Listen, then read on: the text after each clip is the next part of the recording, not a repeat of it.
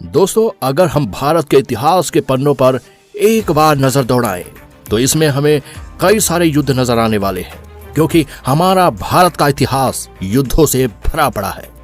इनमें से कुछ युद्ध भारत में घुसपैठ करने वालों से लड़े गए थे, तो कुछ युद्ध अपने साम्राज्य विस्तार के लिए लड़े गए थे। इसके अलावा कुछ युद्ध ऐसे भी थे जो अपनी मातृभूमि की रक्षा के लिए लड़े गए थे। लेकिन आज हम इतिहास के एक ऐसे युद्ध के बारे में बात करने जा रहे हैं जिसे अपने आत्मसम्मान या आन बान शान के लिए लड़ा गया था। जी हाँ, हम बात कर रहे हैं राजपूत और मुगल बादशाह के बीच लड़े गए भयंकर युद्ध हल्दी घाटी के बारे में। यह युद्ध 16वीं सदी से भी पहले लड़ा गया था। यह युद्ध किस कारण से हुआ था और कौन कौन से योद्धा इस युद्ध में शामिल हुए थे और इसका परिणाम क्या हुआ था, इन सब की जानकारी आज इस वीडियो में विस्तार से मिलने वाली है। तो चलिए बिना किसी देरी के वीडियो को शुरू करते हैं। आपको बताते चले कि 15वीं सदी में भारत के अंदर कई राजा अपने अपने साम्राज्य पर राज करते थे। इन्हीं में से मेवाड़ भी एक प्रमुख रियासत हुआ करती थी। राजस्थान के दक्षिण पूर्व के छोर पर स्थित यह मेवाड़ राजपूतों का साम्राज्य था, उनका गढ़ था। इस साम्राज्य के अंतर्गत आज के समय के भीलवाड़ा, चित्तौड़गढ़, प्रतापगढ़, राजसमंद, उदयपुर और झालावाड़ ये सभी जिले शामिल थे। इसके अलावा मध्य प्रदेश के नीमच, मंदसौर जिले भी मेवाड़ साम्राज्य के अंतर्गत ही आते थे। यानी कि इन सब हिस्सों को मिलाकर मेवाड़ का राजपूताना साम्राज्य फैला हुआ था। मेवाड़ के बारे में हम इसलिए बात कर रहे हैं क्योंकि यही वो राजपूताना साम्राज्य था जिन्होंने मुगलों के खिलाफ युद्ध किया था, जिन्हें हम हल्दी घाटी के युद्ध के नाम से जानते हैं। यह युद्ध किसी और से नहीं बल्कि दिल्ली में राज कर रहे मुगल शासक बादशाह अकबर के खिलाफ लड़ी गई थी। इस युद्ध में कई वीर योद्धा शामिल थे और मेवाड़ की ओर से नेतृत्व करने वाले महाराणा प्रताप थे। यह नाम आपने कभी ना कभी तो जरूर सुना होगा। यह नाम आज भी लोग पूरी इज्जत और सम्मान के साथ लेते हैं।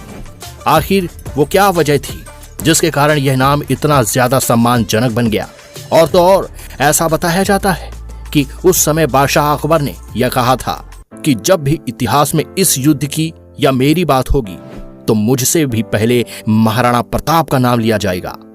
क्या थी वो वजह और महाराणा प्रताप के वीरता की सच्ची कहानी को चलिए विस्तार से जानते हैं। तारीख 9 मई 1540 को मेवाड़ के राजा उदय सिंह के घर में कीका का जन्म हुआ था। कीका उदय सिंह का सबसे बड़ा बेटा था। अब आपके मन में सवाल आ रहा होगा कि आखिर यह कीका कौन है? तो आपको बता दें, महाराणा प्रताप को ही बचपन में कीका कहकर पुकारा जाता था। दरअसल महाराणा प्रताप का बचपन भील समुदाय के बीच ही गुजरा था। भील एक प्रकार की जनजाति थी।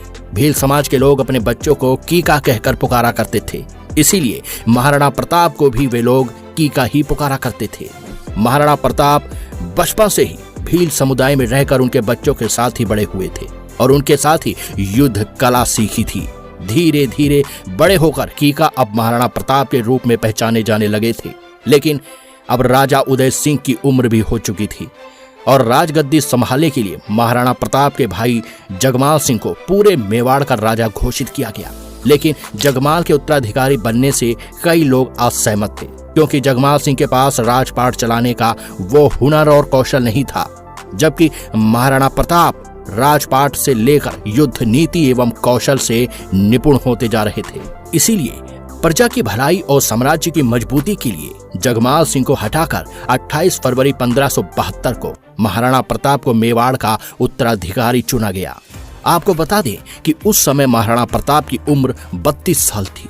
यह वो दौर था जिस समय पूरे भारत में से ज्यादातर हिस्से मुगल सम्राट के अधीन होते जा रहे थे और उस समय मुगलों की बागडोर बादशाह अकबर के हाथों में थी।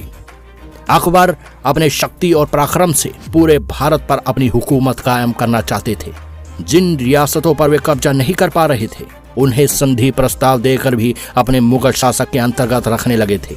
ऐसे में मेवाड़ साम्राज्य को मुगलों के अधीन होना कभी मंजूर नहीं था और मुगल साम्राज्य के सीमा से सटे होने के बावजूद भी मेवाड़ की रियासत को मुगल अपने अधीन करने में कामयाब नहीं हो पा रहे थे। हालांकि मेवाड़ के आसपास के इलाके चित्तौड़, बदनौर, शाहपुरा और रायला जैसे इलाके मुगलों के हाथों में जाने लगे थे। मेवाड़ को भी अपने कब्जे में लेने की लालसा अकबर के मन में दिनों दिन बढ़ती जा रही थी। अब एक सवाल यहाँ पर उठ सकता है कि आखिर मेवाड़ में वो क्या खास बात थी जिसकी वजह से अकबर इसे अपने रियासत में शामिल करने के लिए एड़ी चोटी का जोर दे रहा था। चलिए इसे भी जान लेते हैं। इसके पीछे दो प्रमुख कारण थे।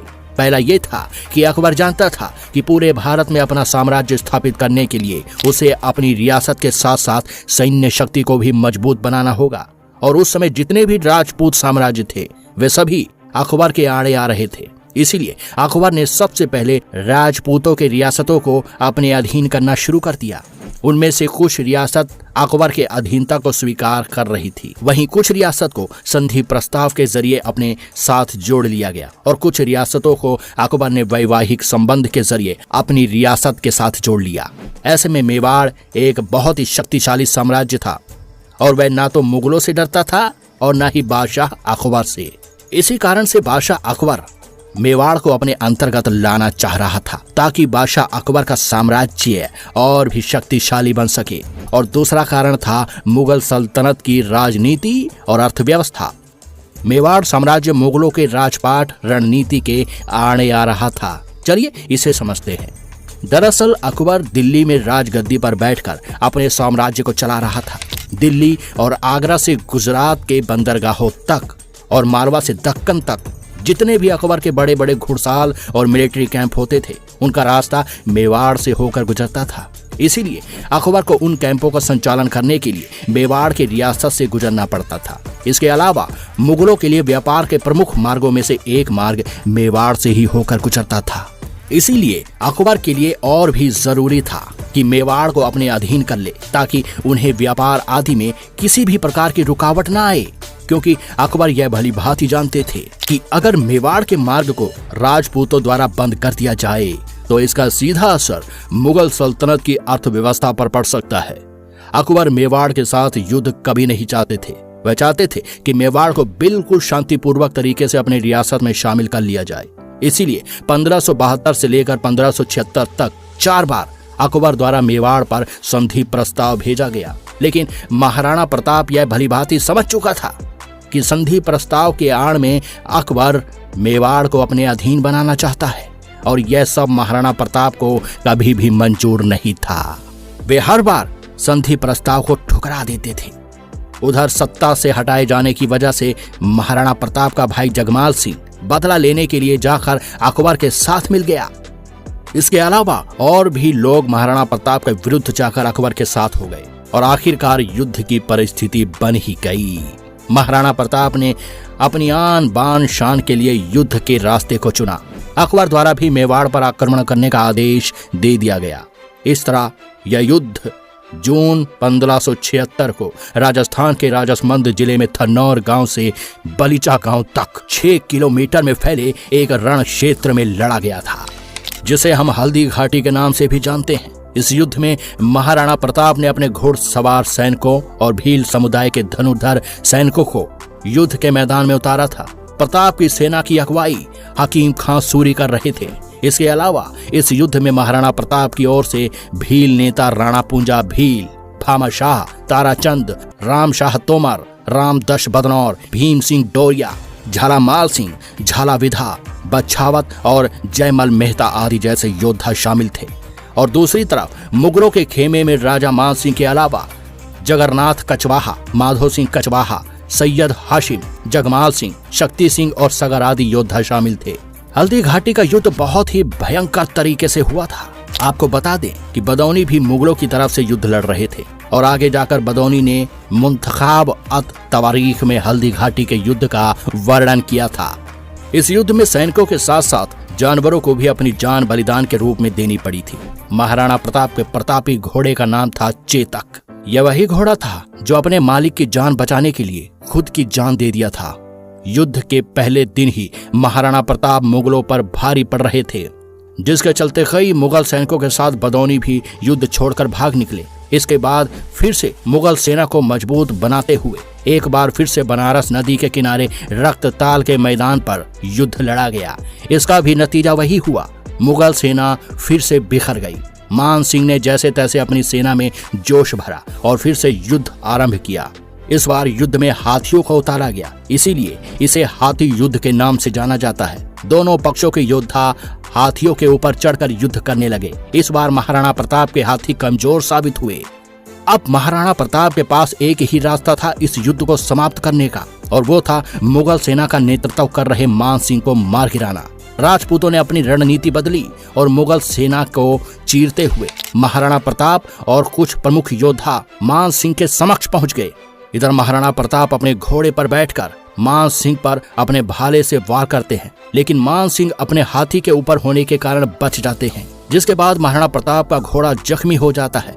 इसके बाद बताया जाता है कि परिस्थिति को देखते हुए महाराणा प्रताप को समझा बुझाकर युद्ध से दूर भेज दिया जाता है और महाराणा प्रताप के मुकुट को झाला बिदा पहनकर उनके स्थान पर युद्ध को जारी रखते हैं।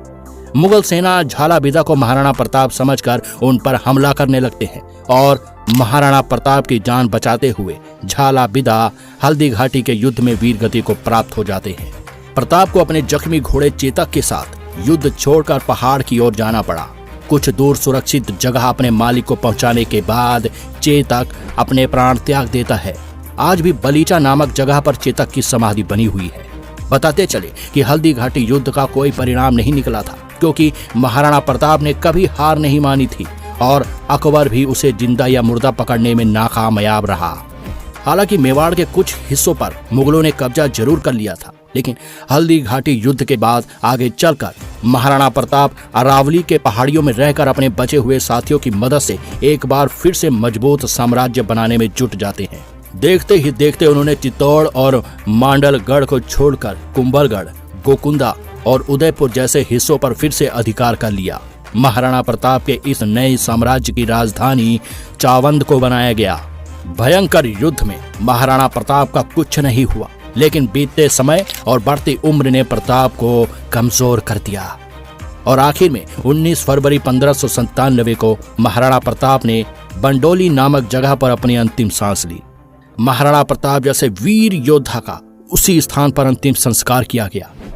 बेशक हल्दी घाटी युद्ध का कोई परिणाम ना निकला हो, लेकिन इस युद्ध में साहस और बहादुरी का शानदार उदाहरण पेश किया गया था। अपनी आन बान शान और अपनी मातृभूमि को बचाने के लिए यह युद्ध आज भी हिम्मत, बलिदान और निष्ठा की प्रेरणा देता है। इस प्रेरणा के प्रमुख श्रेता बने वीर योद्धा महाराणा प्रताप सिंह।